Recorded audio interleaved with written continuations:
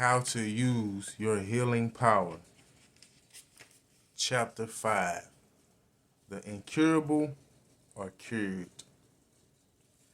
And it came to pass, as he went into the house of one of the chief Pharisees to eat bread on the Sabbath day, that they watched him. And behold, there was a certain man before him which had the dropsy. And Jesus answered, spake unto the lawyers and Pharisees, saying, is it lawful to heal on the Sabbath day? And they held their peace. And he took them and healed them and let them go. And answered them, saying, which of you shall have an ass or an ox fallen into a pit, and will not straightway pull him out on the Sabbath day? And they could not answer him again to these things. Luke chapter 14, verse 1 through 6. So what Jesus was saying was, if you had an ox or a donkey fall into a pit on a Sabbath day, are you not going to save them? You just going to leave them in there to die? You ain't going to work to get them out? That's what Jesus was saying to them, man. The Pharisee is everywhere. He is the type of man who lays stress on external acts and observances. Observances.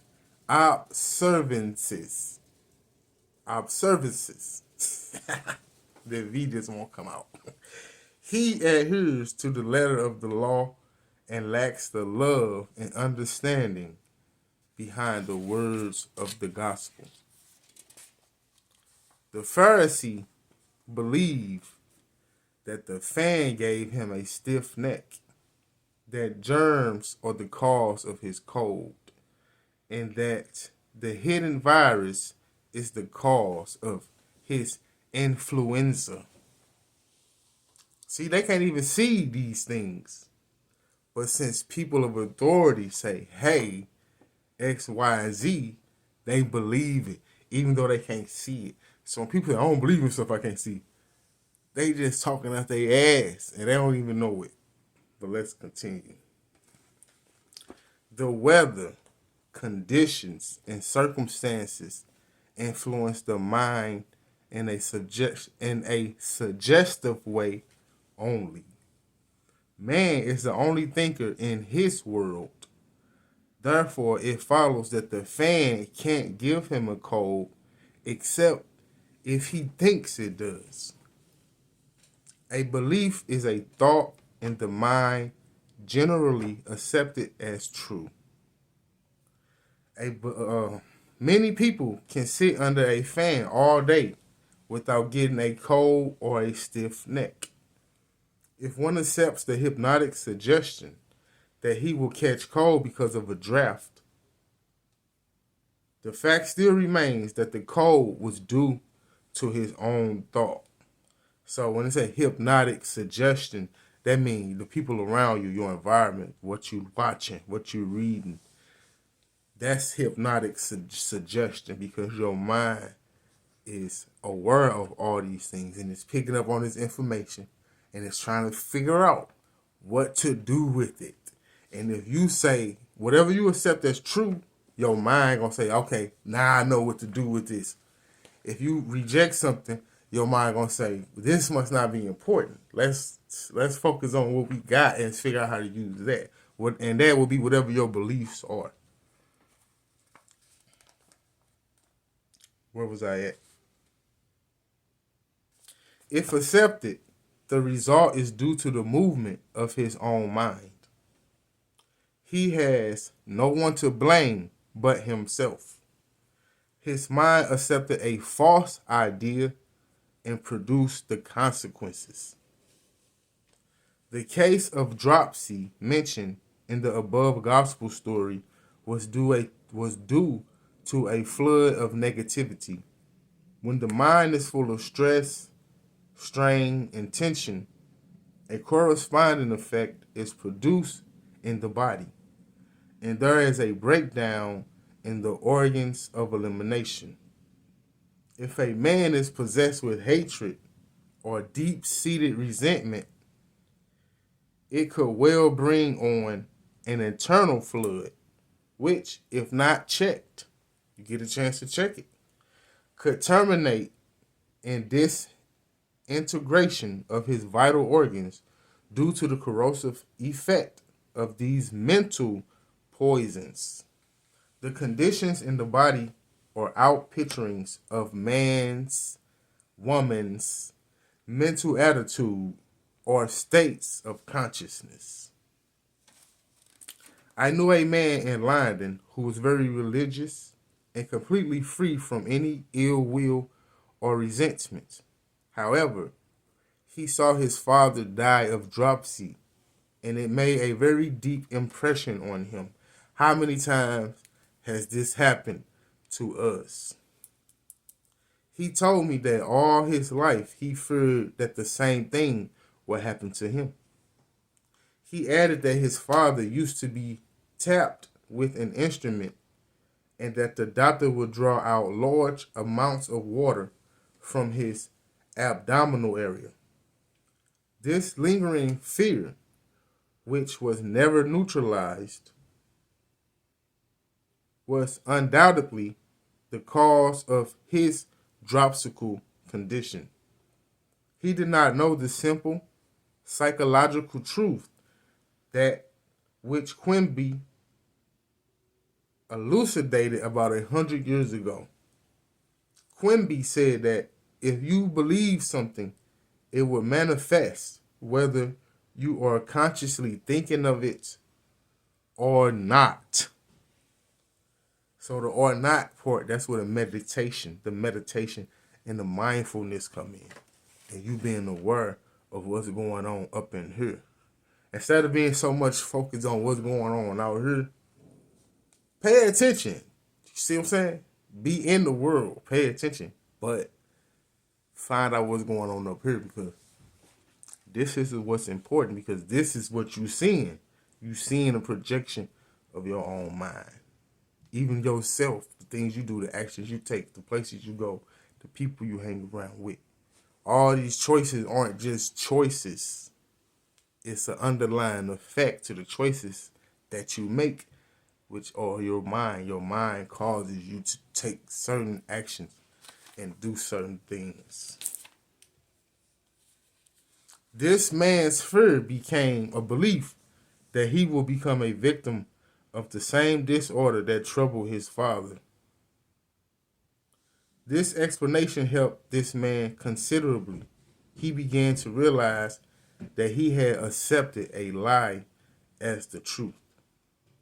The truth began to dawn on him that his fear was a perversion of the truth, a fear which had no real power because there is no principle behind discord. There is a principle of health, none of disease, of honesty, none of deceit, a principle of mathematics, none of error, a principle of beauty, none of ugliness. His belief was the only power which controlled him. One's mind can be moved negatively or positively and can be influenced by good or evil or both. This man saw the truth about his situation and cast out the lie. He reasoned that the healing power which made him was still with him and that his disease was due to a disordered group of thoughts. Thus, he rearranged his mind to conform to the divine pattern. Before going to sleep at night, he would affirm with feeling and with a deep meaning behind each word, the healing presence It's now going to work, transforming, healing, restoring, and controlling all processes of my body according to its wisdom and divine nature. I rest secure in this knowledge. I know it is God in action. There is no other person. There is no other power. My bad. There is no other power, and this healing power is working now. He repeated this prayer every night for about 30 days. Every night. At the end of that time, his mind had reached a conviction of health. He reprogrammed his mind. He reprogrammed himself. This was the Sabbath day for him, which meant the moment of complete fulfillment in his mind. I attended a church service some years ago during which the minister gave a very fine talk on divine healing. After the service, a member of the minister's church board said to him, "It's all right to say, Jesus healed, but don't say, we can't do it." Can you imagine a statement like this in this so-called enlightened age? I like how he said that, in this so-called enlightened age. That's deep, ain't it? Because everybody would think they woke and all that shit now. Which they are. They are. This man who said that had hundreds of healings all through his life. Life is forever healing our cuts, bruises, sprains, and scratches. It never condemns us. When we take some contaminated food, the same life principle which seeks to preserve us causes us to regurgitate and tries its utmost. It tries its best to heal us. A healing will take place if, as Emerson says, we take our bloated nothingness out of the way. Get your ass out the way. That's what he said. He said bloated nothingness, but that's what he meant. Get your ass out the way. A new Christian scientist who swallowed a poisonous liquid by mistake one time. Okay, let me go back. I knew a Christian scientist who swallowed a poisonous liquid by mistake one time. He was a splendid practitioner and had great faith in the God power. He told me that he was 100 miles away from any kind of help, so that he had to rely solely on the subjective power within him. That's deep. That's powerful. He got very still, and these are the words he used. God is in his holy temple, and his presence fills every organ and cell of my being. Where God is, there is only order, beauty, and perfect functioning. His holy presence neutralizes everything unlike itself. He kept this up for an hour, and, though in a very weakened condition, had a complete recovery. Could one take a corrosive poison, trusting the subjective power to nullify baneful effects? I don't suggest that anyone take on such a trial. I definitely believe that in an emergency or through a mistaken situation, the sincere student looking loyally to God for help could actually prove St. Mark's statement. And if they drink any deadly thing, it shall not hurt them, and come out unscratched by the experience. There are mental as well as physical poisons. The lawyers and Pharisees are in all of us. They represent men They represent man-made laws and opinions and the belief that we are being punished for our sins, that our karma is catching up to us, that we have sinned in a former life, and that now we are expiating our sins. Pharisaical thoughts come floating into our mind saying, we must not question God. Maybe it is God's will that we be sick. This is the cross we must bear. Others have a martyr complex, and say, God is testing me. This is a trial. I must accept my suffering as the will of God. God's will is the will of life, and life wants to manifest itself as health, harmony, joy, wholeness, perfection, and abundance. The will of God is the nature of God, which is boundless love, infinite intelligence, absolute harmony, perfect peace, infinite joy, boundless wisdom, and perfect order, symmetry and proportion. Life cannot wish death. Peace cannot wish pain.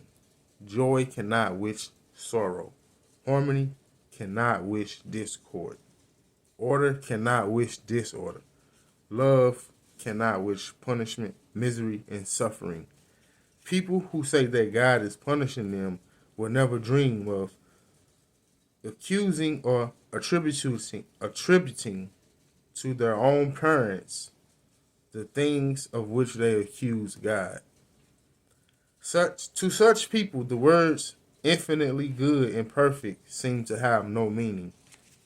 Many diseases follow such false beliefs, for all our beliefs tend to manifest themselves. To believe that God is testing you or punishing you, you set in motion the law of your own mind, bringing trouble, opposition, sickness, and difficulties of all kinds. This is why you hear a man say, a jinx is following him. If man has a false premise, his conclusion or experience must conform with his false premise. Actually, man punishes himself. He gives everything to himself, whether sorrow or joy, pain or peace. Jesus means you, yourself, operating your conscious and subconscious mind synchronously and harmoniously. When you know the laws of your mind and apply them constructively, you are the Jesus of the Bible, raising the dead desires, healing the blind thoughts, and walking triumphantly toward your goal. You are no longer blind, halt, withered, or lame. This is why the Bible says, and he took him and healed him and let him go. I have outlined for you in this chapter how a man healed a similar condition in himself. The same healing power is present in all men. It is not something that existed 2,000 years ago. It is omnipresent. You can lay hold of it and perform what we call miracles in your life. We must remember that a miracle cannot prove that which is impossible. It is a confirmation of that which is possible, always was, and always will be. For with God, all things are possible. Love, joy, and peace had no beginning and will have no end. Harmony has always been. The principle of life has always existed. It is not something that one man possessed. To say this would be the essence of absurdity. Don't wait for some angel or saint to heal you. Don't wonder whether God wants you to be healed or not. Realize that you are violating God's laws, which are written in your heart and nature when you are sick, morose, hateful, or poor. Mental poisons, mental poisons are wrong thoughts, which work underground in consciousness like a contaminated stream to emerge even after years of wrong experiences, such as illness, loss, unhappiness, etc. The first step in healing is not to be afraid of the manifest conditions from this very moment.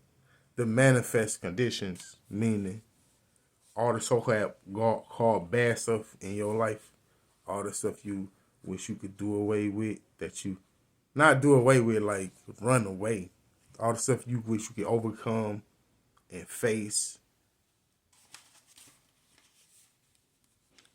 Not be afraid of the manifest conditions. So let's say you got well, I don't want to say nothing like that. Let's just say somebody was diagnosed with something. Don't be afraid of the diagnosis from this very moment. The second step is to realize that the condition is but the product of past thinking, which will have no more power to continue its existence. The third step is to exalt the God who is in the midst of thee, the subjective self. This will stop the production of all toxins in you or your patient. You have now pronounced the condition false and lifting yourself up, seeing the person as he or she ought to be. You draw the manifestation of the ideal state to you. Live in the embodiment of your desire in your word, your thoughts and feeling will soon be made flesh. If you allow yourself to be swayed by the beliefs of man and women, mental poisons, you will not be able to live emotionally in your embodiment. Because if you try to embody something and you let your emotions just get taken away, swung away, you're not going to stay in that mood. You might let doubt creep in. You might let fear creep in.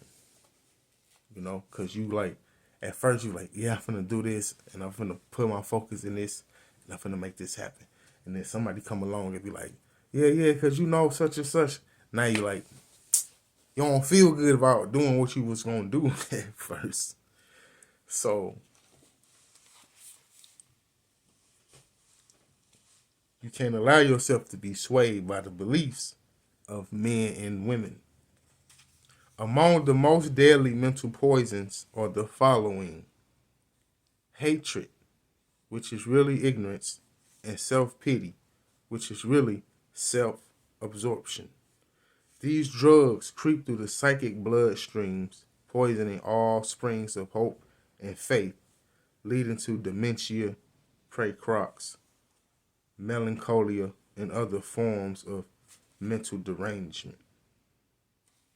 So you see how I say like psychic bloodstreams? Your psyche. See, that's what they talking about, your psyche, your mind, once again. The spiritual antidote is to find your other real self, God, and become God intoxicated. Get drunk off God, get high off God. You can fall madly in love with the new knowledge that thoughts are things, and that by filling your mind with spiritual values, you will transform your whole life, bringing you health, happiness, love, and joy. You can fall in love and become wildly enthusiastic in knowing that there is a principle of life which flows through your mental patterns and imagery, creating after their image and likeness. When you realize that the law of attraction is forever, all the time, non-stop, operating in your life, you or seized with a divine frenzy at the wonder of it all. You are now in love, emotionally attached with God, or all things good, pleasing, elevating, and uplifting. You now hunger and thirst for more wisdom, and you move forward in the light of the one who forever is. Old age is another mental poison. The Bible looks upon age not as the flight of years, but as the dawn of wisdom. Seek the divine frenzy which cleanses you of all toxins. Like Daniel, even in the lion's den, exalt the God within you, the divine antibody. Peace and love. Have a nice day. See y'all next time.